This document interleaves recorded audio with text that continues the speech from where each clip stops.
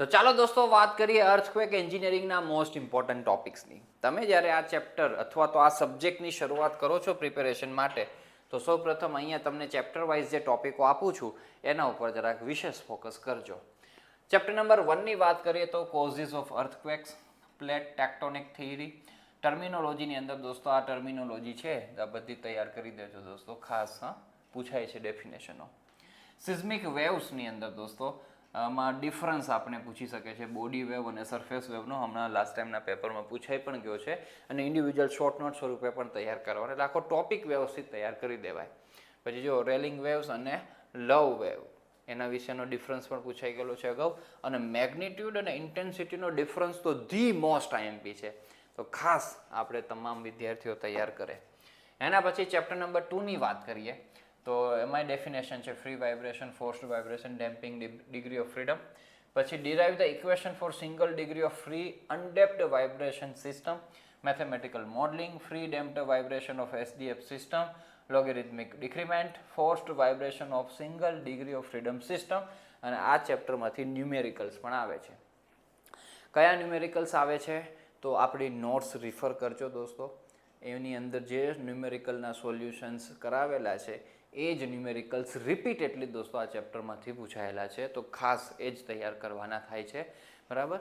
અને જે એમને કોર્સ જોઈન નથી કર્યો તો એ આપણે પેપરો જોજો, ક્વેશ્ચન પેપરમાં એમાંથી તમને આ ચેપ્ટરના જે ન્યુમેરિકલ્સ જોવા મળે તે, કારણ કે ઢોકલાબંધ ન્યુમેરિકલ્સ આપેલા છે દોસ્તો, બરાબર, એમાંથી લિમિટેડ જ કરવાના છે, જે પેપરમાં પૂછાયેલા હોય તે જ.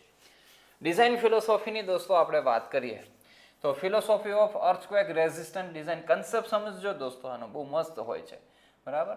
તો એ મોસ્ટ આઈએમપીમાં આવશે. 4 વર્ચ્યુઝ પણ મોસ્ટ આઈએમપીમાં છે દોસ્તો.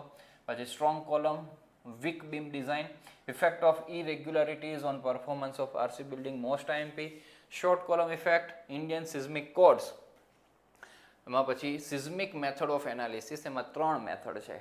એમાં આ સિઝમિક કોફિશિયન્ટ મેથડ દોસ્તો આપણે તૈયાર કરવાની થાય અને એના જ ન્યુમેરિકલ આવે છે.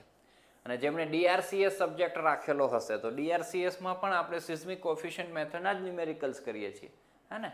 તો એ ન્યુમેરિકલ સ્ટાન્ડર્ડ ન્યુમેરિકલ દોસ્તો જે બેઝ શિયર ફાઇન્ડ કરવાના હોય છે તો એ ખાસ આપણે તૈયાર કરી દઈએ. ચેપ્ટર 4 દોસ્તો, તો એની અંદર rigid diaphragm effect, most IMP. Difference, centre of mass, centre of stiffness, how design eccentricity is calculated, એ પણ રિસેન્ટલી પેપરમાં પૂછાઈ ગયેલું છે. એઝમ્પશન્સ, પોર્ટલ અને કેન્ટિલીવરના, તો હમણાં કેન્ટિલીવરના તમને એઝમ્પશન્સ પણ પૂછેલા હતા. આના ન્યુમેરિકલ્સ દોસ્તો આપણે સેન્ટર ઓફ માસ અને સેન્ટર ઓફ સ્ટીફનેસના તૈયાર કરવાના. બહુ ઇઝી હોય છે આના ન્યુમેરિકલ્સ, નાના પણ હોય છે. જ્યારે આ પોર્ટલ મેથડ, કેન્ટિલીવર મેથડના ન્યુમેરિકલ્સ છે, રિમિડિયલના પેપરમાં પૂછ્યો તો, રેગ્યુલરના પેપરમાં નહોતો પૂછ્યો હમણાં લાસ્ટ ટાઈમ, તો એ બહુ લેન્ધી થતા હોય છે. આવડતા હોય તો એ સ્કીપ કરાય એવું હોય છે એનું કામકાજ, તો કારણ કે ટુ મચ લેન્ધી હોય છે કામકાજ. એટલે આ કરી જજો, centre of mass, centre of સ્ટીફનેસના ન્યુમેરિકલ. ડક્ટાઇલ ડિટેલિંગમાં ડેફિનેશન દોસ્તો આપણે તૈયાર કરો, ડક્ટિલિટીનું એનું ઇમ્પોર્ટન્સ તૈયાર કરો. પછી ડક્ટાઇલ ડિટેલિંગ ઓફ બીમ અને ડક્ટાઇલ ડિટેલિંગ ઓફ કોલમ, આપણે આ કોડ પ્રમાણે, કોડમાં આપેલું જ છે, એ પેજ નંબરો પણ તમને બધા કહું છું, ઘણું બધું કન્ટેન્ટ તમને પેજમાંથી મળી જવાનું છે આઈએસ કોડમાંથી. શિયર વોલના એડવાન્ટેજ, રિક્વાયરમેન્ટ, ઇમ્પોર્ટન્સ તૈયાર કરો અને મેથડ્સ ઓફ ઇમ્પ્રુવિંગ ડક્ટિલિટી તૈયાર કરો. Chapter 6, reasons for the poor performance of masonry building in earthquake, failure mechanism of masonry building 6 આપવામાં આવેલી છે, અને અર્થક્વેક રેઝિસ્ટન્ટ ફીચર્સ. ચેપ્ટર 7માં લિક્વિફેક્શન દોસ્તો, હમણાં પેપરમાં પૂછાયેલું છે. ડેફિનેશન, કન્ડિશન, ઇફેક્ટ, પ્રિવેન્શન કેમ કરવાનું અને ફેક્ટર ઇફેક્ટિવ. એના પછી બેઝ આઇસોલેશન ટેકનિક, એ પણ મોસ્ટ આઈએમપી છે, હમણાં પૂછાયેલો ક્વેશ્ચન છે.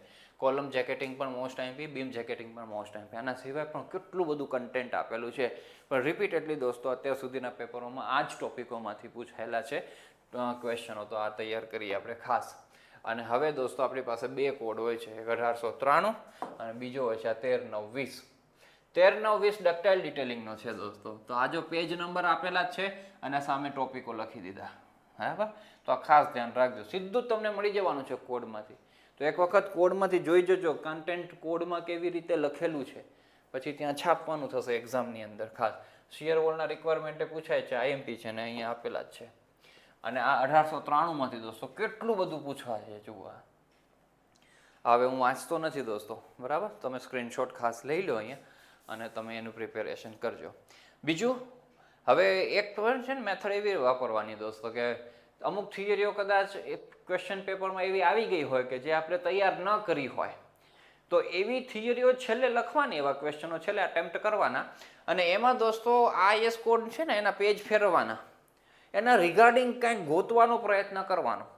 મળી જતું હોય તો એ લખી નાખો. તમને સાચું લાગે ખોટું લાગે અલગ વસ્તુ છે, કાંઈક એને સમથિંગ રિગાર્ડિંગ જેવું લાગતું હોય એને લખી નાખવાનું દોસ્તો. ન લાગતું હોય, કંઈ જ ન મળે એના રિગાર્ડિંગ, તો પણ પછી ગમે તે થિયરી ઉપાડીને લખી નાખજો આમાંથી, પણ લખીને આવજો. અને આગળ વ્યવસ્થિત બધું સાચું સાચું લખ્યું, સમજી લો 1 થી 4 ક્વેશ્ચનો, અને છેલ્લે 5મા ક્વેશ્ચનમાં આવું તમે ગપ્પાગોળા મારો ને તો ચાન્સીસ હોય છે ઘણી બધી વખત કે ક્વેશ્ચન 5ના પણ માર્ક્સ મળી જાય તમને.